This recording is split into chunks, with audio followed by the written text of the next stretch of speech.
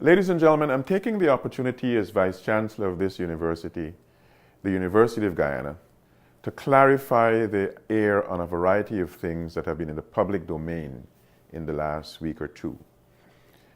Quite important for you to understand is the fact that some of the information that is out there is not a reflection of reality. It's a reflection of fiction and a reflection of intent that has nothing to do with the business of this university. Part of the complaint has to do with the fact that this university has tripled the salary of executives in the last 5 years. Well, let me clear the air on that. The period that is being used as a starting point for that discussion, 2013, is a period when this university had one vice chancellor and one deputy vice chancellor. It is also a period in which the university went through a review conducted by Hamilton and Associates, and that review suggested that it was not a tenable situation for a university of that size, of our size, about 6,000 students at the time, to have such a thin administrative layer of leadership. And so the Hamilton report recommended 4 deputy vice chancellors as part of strengthening the capability of the university. I had the pleasure of joining this university's leadership in 2016, and I recommended to the Finance and General Purpose Committee that we didn't have the fiscal space for 4, let us pursue 3. And so in 2016, the Finance and General Purpose Committee authorized the hiring of 2 additional deputy vice chancellors and authorized the hiring of a director of strategic initiatives. And therefore, the number of individuals we're talking about in the executive domain is not the same number as of 2013. And therefore, the emoluments package that goes with that number of individuals will naturally have grown. Let me get to another item. The item that the Vice Chancellor somehow spent $400,000 plus in dinner for 8 individuals at Renaissance House, the Vice Chancellor's residence. Absolutely inaccurate. And what is even more troubling, and I reflected this in my letter to the editor, is that the journalists, the authors of those newspaper articles, did not have the presence of mind, the professional decorum, to check with the university, to ask for the evidence of this allegation. So you had a lot of maligning, a lot of misrepresentation, and I thought it's important not to keep being silent, but to help publics within Guyana and beyond Guyana to understand some of the reality. This whole episode of a push in the public space has to do with 2 other realities. One reality is that the unions have been arguing for 9 and 10% salary increases for 2018, which we cannot afford. In the context of affordability, we provided 3% for one category and 4% for another category. This was not imposed. This was a legitimate decision taken by the Finance and General Purpose Committee, on which the president, Mr. Bruce Haynes, of one of the 2 unions, sits, and he supported the proposition to increase by 3 and 4% the salaries. Thereafter, it became an imposition narrative.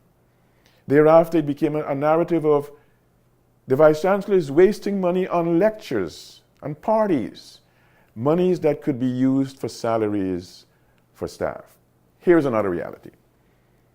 Fundraising is not done so you can put salary in the paychecks of staff. The fundraising has been done for Turkine and Tain Talks, for the J. Subrat Center building, for the Chedi Jagan building. Fundraising is done for lots of things, but those are dedicated funds. I want salary increases for all our staff, but it makes no sense to be able to promise something that you cannot afford. Let me tell you what the salary increase is, 6 and 8% for 2017 means for this university. That salary increase amounted to $125,543,543 $43,318. For 2018, when we could only have afforded 3 and 4%, it was $78,852,471. Every time we increase salaries, we have to consider other things. There's an automatic increase in the housing allowance. We have to consider what it would be the pension contributions being increased. Our university has 19 different allowances we grant to staff, academic and administrative. So we have got in the administration to consider lots of factors, but not only what base salary is all about. But ladies and gentlemen, there's another reality. I have argued since becoming Vice Chancellor that conversation about salary increases is necessary, but it is not sufficient. We have to talk about performance. This university has not had a collective bargaining agreement with its unions for decades. We have to have a collective bargaining agreement. And so I'm saying let's have a package of conversations, salaries and other things. The unions are not inclined to talk about anything but salaries. I want to know that our students are having better service in the classroom, in the administrative section. I want to know that our students are having their grades turned in on time. Those are conversations that we all need to have in this university. I want to assure you that we are managing the funds of this university prudently. We are managing the funds given by private donors, and the number of private contributions have been growing. The work of philanthropy, alumni, and civic engagement has been remarkable. The work of academic engagement has been remarkable. The work of planning and international engagement and the other units helping to bring resources into this university, all those efforts need to be moving forward, not undermined, not maligned, not misrepresented. How does it help anyone if you malign the university, if you malign the Vice Chancellor, if you create a public perception that this is not a place that people should support? But ladies and gentlemen, let me end on this other note. All of these recent efforts are part of a larger effort to get this Vice Chancellor out of here. My contract ends in June, and so there is a renewed effort, a bold renewed effort by people within the university, in alliance with some people on the outside, to be sure that I am gone. I want to assure you that I am making every effort to continue to do the job which I think this university needs. We need to build a strong university. We need to strengthen our brand. We need to improve our services. We need to be getting more from the government, more from the private sector, more from our alums.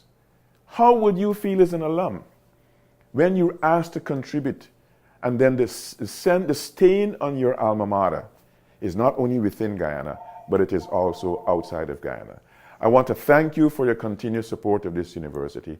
I want to encourage you to stay the course in helping us on the Renaissance Project. We need to rebuild UG. We need to rebrand UG. Thank you.